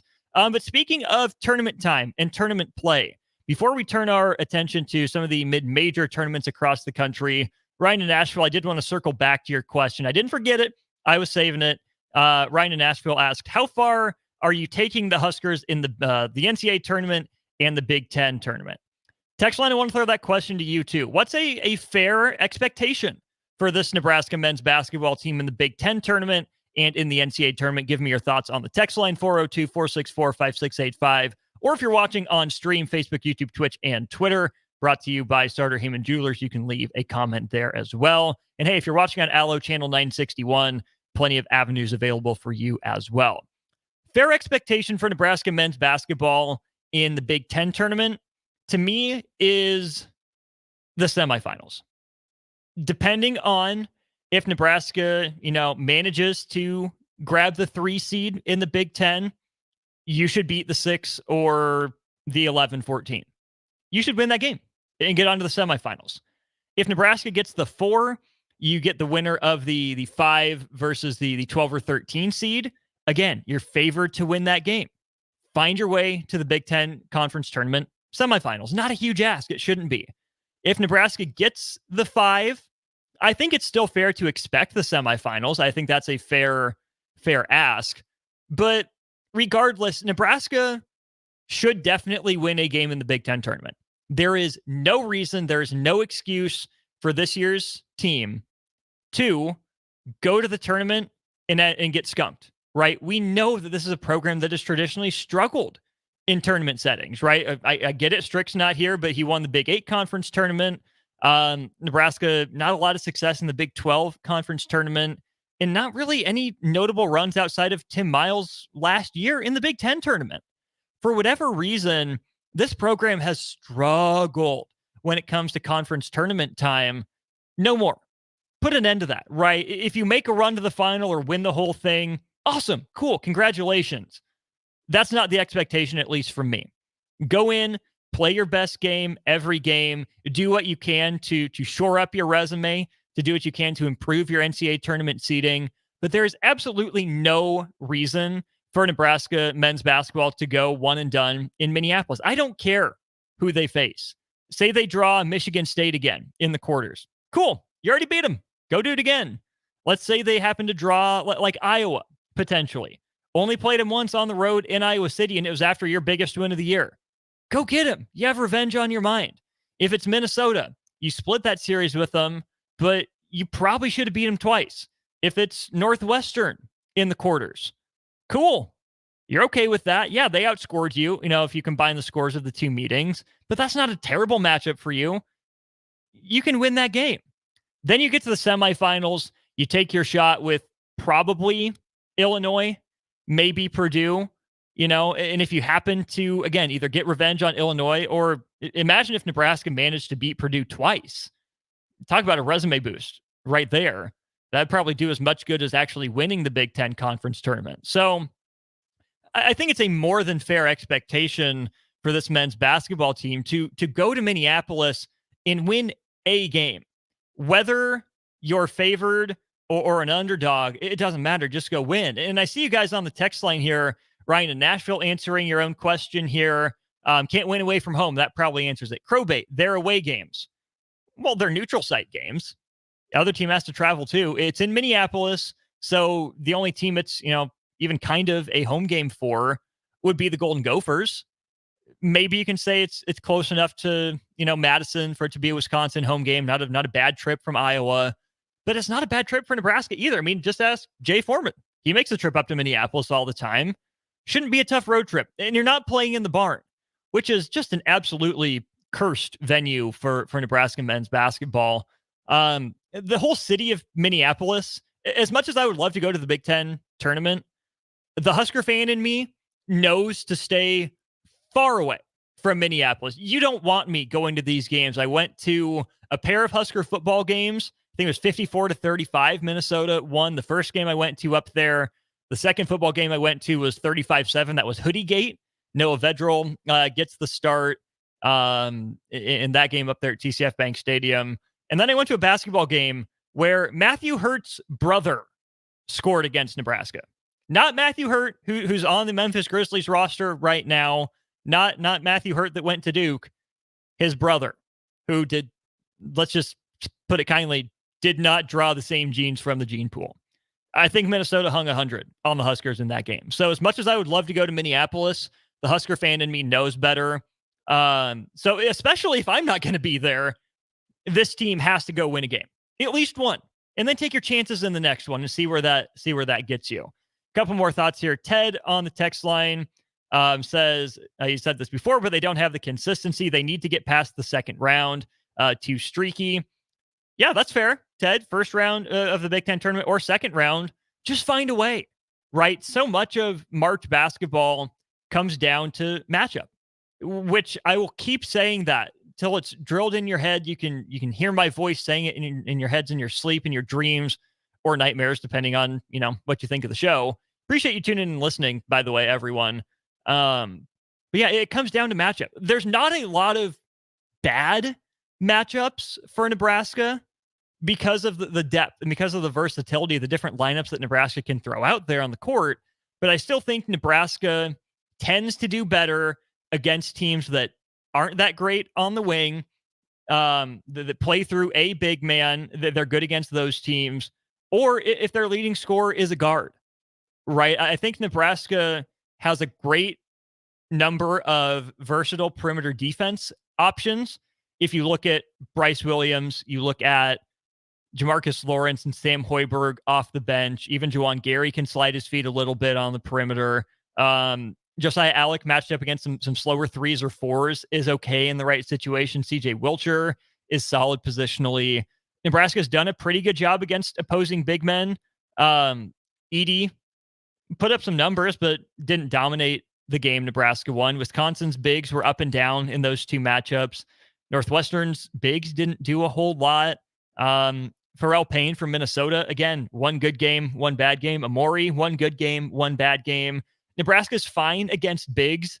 The biggest weak spot, especially with Eli Rice being out, is wing depth for Nebraska. That's why a guy like Terrence Shannon Jr. had such a good game. Yeah, he runs the point. The ball's in his hands a lot if it's not in Marcus Domask's hands. But Terrence Shannon Jr. is a 2 in the body of a 3 in the most aggressive downhill attacking sense of the word. The reason I think he's a bad matchup for a guy like Bryce Williams, who's sneaky athletic, I don't think we've talked enough about, Bryce Williams' hops. Terrence Shannon Jr. has that pop, that burst that's NBA level, NBA caliber, that Juwan Gary does to some degree. Eli Rice might grow into, but if there's a second guy with Shannon's athletic ability and tenacity on the floor, I'm not always confident in Nebraska's ability to match up against that necessarily. Some more responses from the text line here. Phil says Nebraska should win at least one game in the Big Ten tournament. However, matchups will matter. Absolutely. But you look at Nebraska on the road, right? It's been bad in conference play. Absolutely. Indiana being the only win, a chance to get on the board again at Michigan. But guys, don't forget that Nebraska smoked a bad Oregon State team out of neutral site in Sioux Falls. Yes, it's closer to Lincoln than it is to Corvallis. Yes, Oregon State's really bad. But previous Nebraska teams could have gotten tripped up in that venture up to Sioux Falls. Even the win at Kansas State, right? Kansas State has played its way onto and off of the NCAA tournament bubble more times than we can count. But that's a talented team. It absolutely is. That's a former, conference opponent with a good coach in Jerome Tang. That game was gross. Nebraska was down at half. The Huskers were okay getting down in the mud on the road in one of the best road environments I've ever watched a college basketball game in. Little Apple, Manhattan, that was incredible. That was a great environment that previous Nebraska teams fold in. Huge credit to Juwan Gary for getting after it on the offensive glass. Rink Mast had a great opening salvo to get the Huskers really going in that one. And they closed it out. They ended up winning that game by 16. Kansas State has opportunities against Kansas and Iowa State left this season. Sunflower Showdown and Farmageddon, such as it were. Are the Wildcats favored in those games? No. Have they upset them before? Absolutely. If you're a Husker fan, you're pulling for K-State. They're far enough off the bubble. They're not going to steal a bid, but they can inch their way up into that kind of upper quad 2, maybe even fringe quad 1 conversation, especially since you went on the road and got that win. 5703, how long is Eli Rice out for? Great question. Dealing with the lingering effects of a high ankle sprain. And that's a tough one to come back from, especially for a guy who has as much of that athletic burst and pop as Eli Rice does. You have a high ankle sprain. We'll get Jay's thoughts on this too. It's hard to push off of. It's hard to be as bouncy and quick as you want to be coming off a high ankle sprain, regardless of the sport you're playing. And Eli Rice has a future in the game of basketball. So as many big things are on the table for this Nebraska men's basketball team, it's probably best that they're being patient with him. I really, honestly, truly, firmly believe that. John and Cortland, appreciate you chiming in. 9924 says, I expect them to win a game in both tournaments, the Big Ten and the NCAA, as a minimum. Again, that's fair, but for it to be an expectation would take Nebraska doing something it hasn't done consistently, if you're talking the Big Ten tournament, or ever in school history, if you're talking about the NCAA tournament. It would be incredible. It'd be awesome for this group to be the one that closes that, part of the Husker history textbook and flips to the next chapter, that turns to the next page. This team has worked hard. This team absolutely deserves that shot. But for all the Hollywood endings that we see in sports, for all the walk-off home runs and the buzzer beaters, those Hollywood endings aren't guaranteed. Think about all the Cinderella runs that get stamped out. Cinderella doesn't win the national title every year. Florida Atlantic, Cinderella last year, didn't win the title. They fell short in the Final Four, which isn't to diminish anything they did. But just because Nebraska's in the tournament, and I know you all know this when I'm saying this, Nebraska is not guaranteed an NCAA tournament win. Do we feel better about their chances of winning a game this year than years past? Absolutely. And that's with good reason. But just because Nebraska gets there, now that there are script writers, we've had this conversation with Strick a billion times over, it's not guaranteed. Nebraska has to be its best self for 40 minutes, for 45 minutes, 50 minutes of on-court basketball action, however long it takes to be able to finally get that win. Brad says, Sweet 16, baby, why not? Brad, I'm on record here saying I want the Kansas smoke, and I don't hate the UConn smoke. If those are the 1 to 2, even a 3 potentially, that Nebraska gets matched up with in the case of Kansas, there's a path. Again, not saying they're not good teams. They'd be favored against Nebraska. UConn probably by double digits. Kansas, 8 points, bordering on double digits favorites over Nebraska if we get to that point.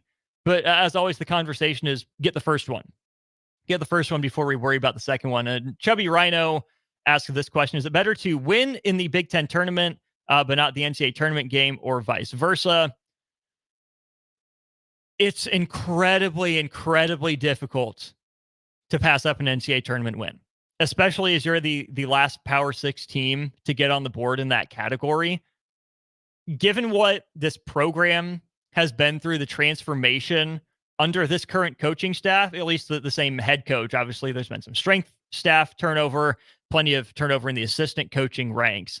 For this team to get the NCAA tournament win, that would be huge. If you get a Big Ten tournament win, but not an NCAA tournament win, that's probably the national expectation here, is that Nebraska does enough to win its first round game, depending on matchup, who wins, who loses, maybe get to, the Big Ten, semifinals, and maybe the finals if you get a good semifinal matchup. But there's no expectation nationally for Nebraska to win the first NCAA tournament game. Even if Nebraska loses, whether it's the 4 seed, they lose to the 5 seed, they better not be the 5 seed and lose to the 12, in the quarters of the Big Ten tournament. But if Nebraska finally gets on the board in the NCAA tournament, you will see a shot from a Nebraska player. You will see a celebration, a reaction of some sort in one shining moment at the end of the tournament. And that lives forever. That absolutely lives forever. This program has taken steps forward. The way to cap this season in the best way and to keep that momentum moving forward is to win an NCAA tournament game. There is absolutely no question in my mind that Nebraska men's basketball needs an NCAA tournament win more than it needs a run in the Big Ten tournament. We'll bring Jay Foreman in, Husker Hall of Famer, wrap up on the block with the crossover next. Rosie Sports Bar and Grill, open for lunch and dinner at 1501 Center Park Road. Spring is here. It's time to get back outside and into proper shoes this year. Brown Shoe Fit is the place to buy this spring with their sale on athletic shoes. Get $15 off any regular price athletic shoes with respected brands like Hoka, Brooks, New Balance, and On Running. And don't forget, Browns carries a large arrangement of sizes and widths to fit your feet properly. Start your spring off right at Brown Shoe Fit, just south of 66th and Q in Lincoln. Hello? Believe it or not, old phones are one of the most common pain points in offices today. Many of these phones are beyond repair because parts aren't available to fix outdated devices. Whether it's a traditional phone system or cloud-based VoIP technology, Hamilton Business Phones can help upgrade your connection. We make it easy to sync your office phone with your cell for seamless call handling, no matter where you work. If your current office phone can't do this, you deserve better. Hire your local experts. Hire Hamilton at hamiltonisbusiness.com. Rain, snow, or shine, John Henry's is here to keep your home's plumbing systems working properly no matter what kind of weather Nebraska throws at us. From unclogging toilets and drains to installing new water heaters and water treatment systems, John Henry's is your plumbing expert in the Lincoln and Omaha communities. Visit us at calljh.com or call John Henry's. 435-5555. John Henry's Plumbing, Heating and Air, and Electrical. Hi, Sean Callahan here for Koppel Chevrolet GMC, and we have some really big savings for you right now. Our new crossover sale is underway. New Terrains, Equinoxes, and Trailblazers starting at $23,290. That's right, $23,290. Also, we've continued our huge Sierra and Silverado truck sale with over $10,000 off new pickups. You heard right, over $10,000 off list. Koppel truly has a small town feel with big city deals. We're right down 144th Street or at koppelcars.com. Stock numbers G260980 and C119824. Plains Cover Crop is your one-stop seed shop. Call us now for spring and summer forages, CRP mixes, and fall cover crop blends. We do farm-specific consulting for practical and efficient seed blends to fit your geography and goals. With a very diverse inventory, we will tailor a blend just for you. We're also looking for contract growers, and we buy and sell rye. Find us online at plainscovercrop.com. Timeless agronomy practices paired with modern technology. East Highway 20 in Orchard and across Nebraska. Rico here with HIS Auto Care at 70th and Van Dorn, letting you know HIS is a great place to bring your vehicle for service. With superior service bumper to bumper, we'll treat your vehicle like it's your mother's. Doesn't get any better than that. So call 402-488-8934 and HIS Auto will make you glad you did. 5% off, mention this ad, and for sure your mother will be proud you called. 402-488-8934, HIS Auto Care, 70th and Van Dorn. God bless you. Spring often marks the beginning of severe weather, which can lead to power outages. LES wants you to be prepared before the storm. Restock your emergency kit, update your info with LES, and if you encounter an outage, report it at les.com/report. At Allo, we believe in the exceptional. From extraordinary whole home coverage to super fast speeds, our local teams are always on hand to make sure your service is running at top performance. Let go of lag, banish buffering, and enjoy outstanding service throughout your entire home. We believe in delivering nothing less than exceptional service, so that's exactly what we do. Visit us at allofiber.com to experience the exceptional. Finally, a good reason to have a smart house. Just say, Alexa, play 93.7 The Ticket, and we'll magically start playing. How's it work? Nobody knows. Don't ask questions.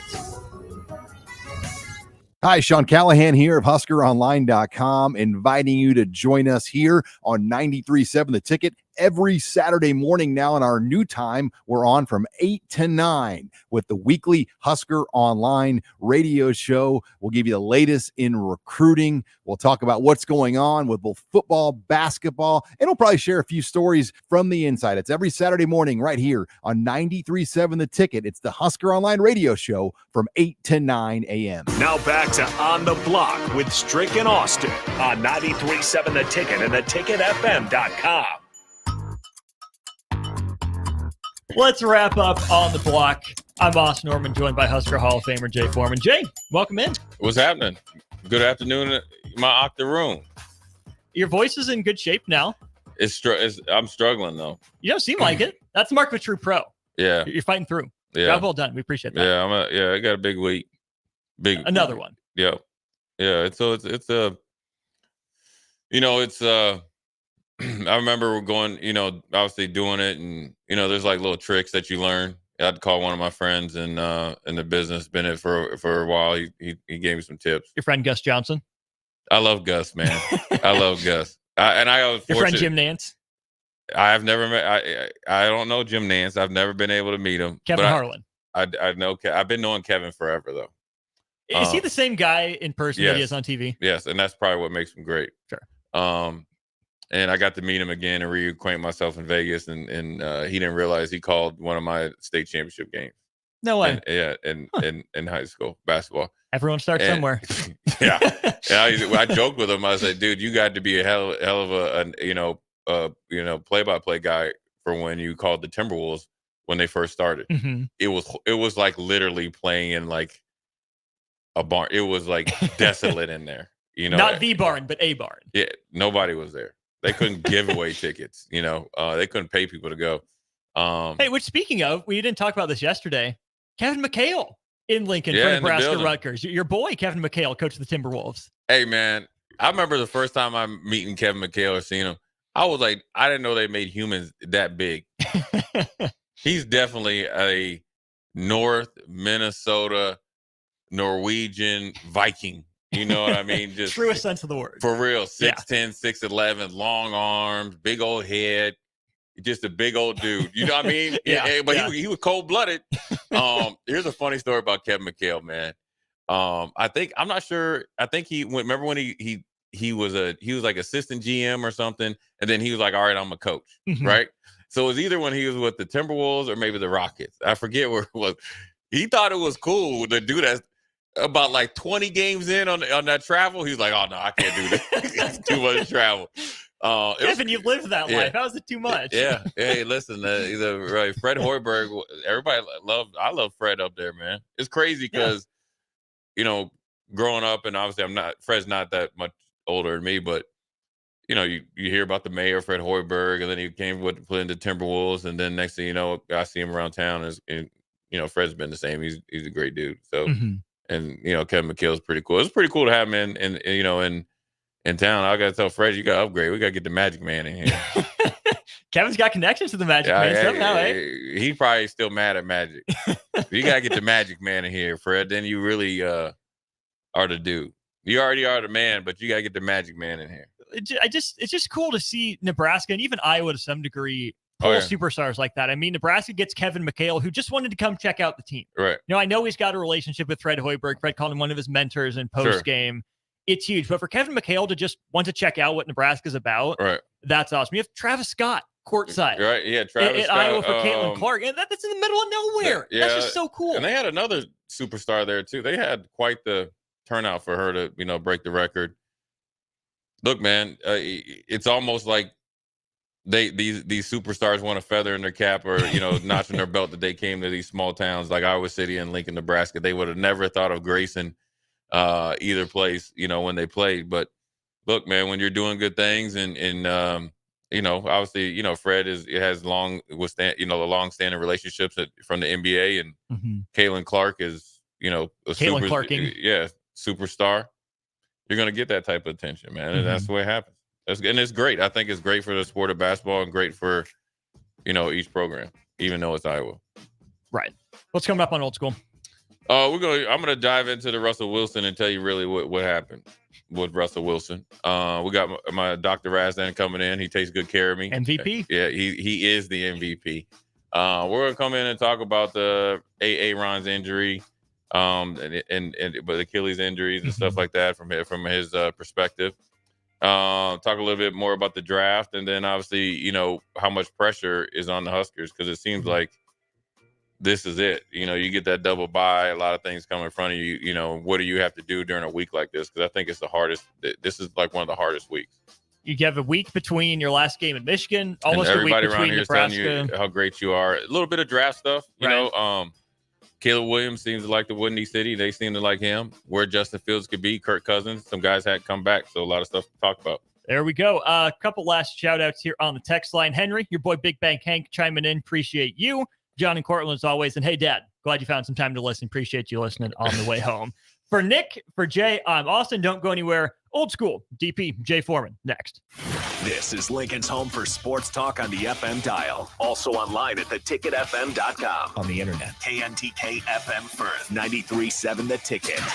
Rico here with HIS Auto Care at 70th and Van Dorn, letting you know HIS is a great place to bring your vehicle for service. With superior service bumper to bumper, we'll treat your vehicle like it's your mother's. It doesn't get any better than that. So call 402-488-8934 and HIS Auto will make you glad you did. 5% off, mention this ad, and for sure your mother will be proud you called. 402-488-8934, HIS Auto Care, 70th and Van Dorn. God bless you. Empower a child today with the Teammates Mentoring Program. Hope is only a conversation away when you choose to share your talent, time, and heart with a child. Together, you can build a relationship based on strengths and chart a brighter future, 1 week at a time. Find out how you can be a mentor by visiting LincolnTeammates.org. Become what you needed as a kid by joining the Teammates Mentoring Program today. Spring is here. It's time to get back outside and into proper shoes this year. Brown Shoe Fit is the place to buy this spring with their sale on athletic shoes. Get $15 off any regular price athletic shoes with respected brands like Hoka, Brooks, New Balance, and On Running. And don't forget, Browns carries a large arrangement of sizes and widths to fit your feet properly. Start your spring off right at Brown Shoe Fit, just south of 66th and Q in Lincoln. Are you working in or looking to get into the electrical construction industry? The electrical workers of Local Union 265 are now hiring licensed journeymen and apprentices and are offering great pay and benefits. Call Mike at 402-875-1034 to apply. Start your electrical career today. Landmark Implement is your local authorized John Deere dealer. Landmark's trained and certified sales staff will help you find the right equipment for your needs at a price that's right for you, all backed by Landmark's extensive parts and service network. Whether it's a tractor, planter, combine, an easy track lawnmower, or gator, every piece of equipment in pre-owned inventory is put through a rigorous inspection so it's ready to work hard for you. Landmark's team works together to make sure everything is sold meets their quality standards. Learn more at landmarkimp.com or stop into a local Landmark location